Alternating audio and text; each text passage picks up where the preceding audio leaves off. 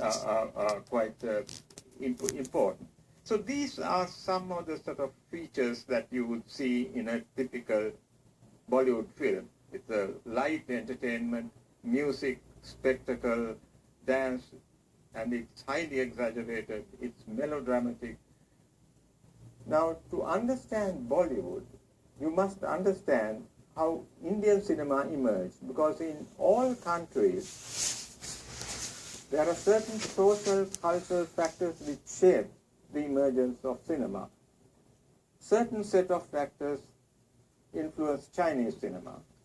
Entirely different sort of factors shape Japanese cinema.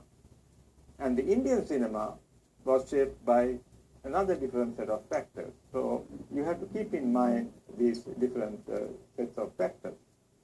The one thing is that although cinema is universal, we all know cinema is universal, we can respond to cinema and so on, there are certain forms which emerge in specific countries, and certain film kinds, the technical term is genre, film kind, is specific to certain countries. Each country has its own form. Similarly, in India, the form is the Bollywood, the romantic musical comedy, right? So it's that form. Okay, so to understand Bollywood, you must understand the way Indian cinema emerged. First, there are two epics in India called the Ramayana and Mahabharata, two great epics. And these films, not only the early films, but even now, very often draw on the stories contained in these epics, right? So the epics have played very important role. Second, theatre. India has a very rich tradition of theatre, so it drew on the theatre. That's the second one.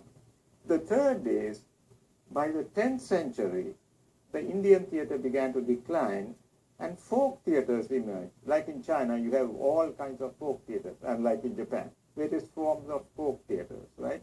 So the folk theatres carried on the tradition of the Indian classical theatre. Indian filmmakers drew on the folk theatre for the humor, certain conventions, and so on. The fourth is what is called, I'll explain this, Parsi theatre. Parsi theatre means around the 8th century, when Iran, or even later, when Iran was taken over by the Muslim Islam warriors, some fled to India. Those Iranians who lived in India, later assimilated, became Indians, are called Parsis. And they created a very powerful theatre, right? And these theatre groups even toured other countries like Malaysia and so on. They were very, very good stage craftsmen. Bollywood cinema and Indian cinema is largely shaped by them, right? That's the fourth. Fifth, of course, is Hollywood. Indian cinema has been very largely shaped by Hollywood, especially the musicals, right? If you see in a film like Singing in the Rain, right, you get it's very lively, it's light-hearted, it's romantic music and so on. That's the spirit that you find in Bollywood, right? Bollywood was greatly influenced by the musicals of Hollywood made in the 40s and the 50s, with one important difference. The difference is, in the case of Hollywood musicals, when characters sing, they just burst into song, there's a reason for that.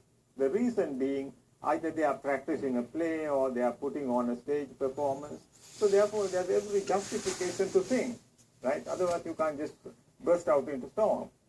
In the Indian case, it doesn't matter. You just burst out into song. Who cares, right? And it's totally accepted. So in the Hollywood case, there's a justification. The justification is that they are practicing to stage a play, or it's a stage performance or something like that. In the Indian case, absolutely nothing. You just burst into song, and everybody accepts. There's nothing incongruous about that, right? With keeping that difference in mind, you can say that Hollywood was a very, very important influence. That's the fifth.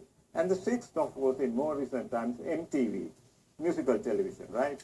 you seen on television, the music television is very quick-cutting, strange camera angles, strange lighting. It's an entirely different kind of highly volatile, very quick-moving kind of performance. And Indians were influenced by that, right? So these 6 influences are quite important in understanding how Indian cinema in general and how Bollywood emerged. Now, against this background, I want to touch on transnationalization, right? What is transnationalization? Transnationalization is when a form that was confined to one country has a universal appeal. Take the martial arts films. Martial arts films were confined to China and Hong Kong, but now it's universal, right? So the process of transnationalization has 2 aspects. One is a form which was confined to one country spreads outwards, right? If you take Bollywood, it was confined to India, but now it's appreciated across the world. So that's one transnationalization. The other is that foreigners try to make Bollywood films, right? Just as much as in martial arts films, originally they were made in China and Hong Kong. But now you have people like Quentin Tarantino, Kill Bill and various others trying to copy, trying to imitate, East Asian martial arts films and make films themselves. So that's a high tribute. You are paying a very high tribute, So this two-way interaction is now taking place. It is quite central to understand global cinema. Let me give you one good example. A few years ago, the film that won the top prize at the Academy, Oscars in America, the highest award, was for a film called Departed by Martin Scorsese. It was the highest award, the best film, best director, and so on. But in point of fact, it's based on Infernal Affairs, the Hong Kong film. It's not a secret. Martin Scorsese says that I took it from this, and there are certain sequences you can see obvious parallels. So what great tribute can you pay than that to Hong Kong film, when the film that won the highest award at the Oscars Academy by Martin Scorsese, one of the world's greatest directors, says I took it from Hong Kong, right? So this globalization is now two ways, not just everybody copying Hollywood. But now Hollywood is copying Hong Kong and India and China and so on. So there's two sides to that transnationalization. Slumdog Millionaire. How many of you have seen the film Slumdog Millionaire? I'm sure three of you. Yeah, great. So now Slumdog Millionaire, right? Now Slumdog Millionaire is quite an interesting film. Now Boyle is quite a talented director himself.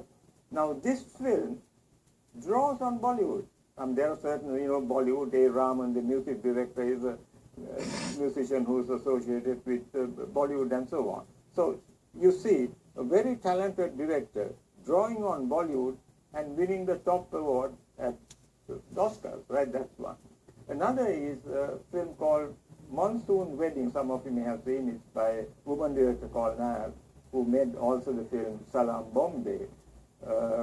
Once again, it's about a sort of family situation, complication within a family and so on.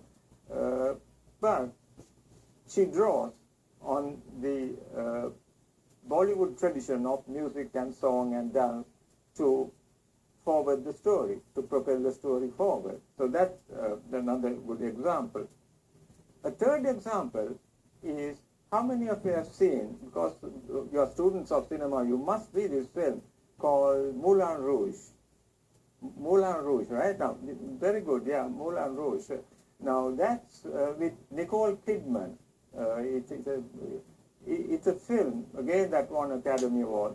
Moulin Rouge is a partly Australian, partly Hollywood film. It's about a sort of bohemian artist living in Paris.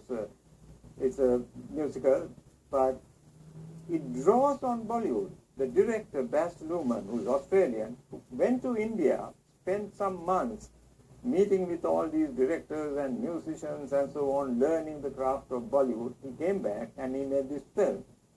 Now you see, if you haven't seen, you should see it at some point. You see the way of his compositions, right? this crowd sort of bursting the frame, you know, in that you have a lot of crowd scenes where the frame of the film is almost being broken open to propel the energy forward. I mean, this is what you see in Bollywood films as well, sort of group energy. It's also a film with high energy, a lot of high energy. And you see that in Bollywood films, high energy, you know, dancing, music, so on. So he took it very nicely and made it into a film that appealed to a lot of people around the world. So Moulin Rouge, I mean, all these three films were critically accepted. I mean, they are not just trash. I mean, they are films that are recognized as important works of art and cinema and entertainment. Thank you all, and thank you, Professor.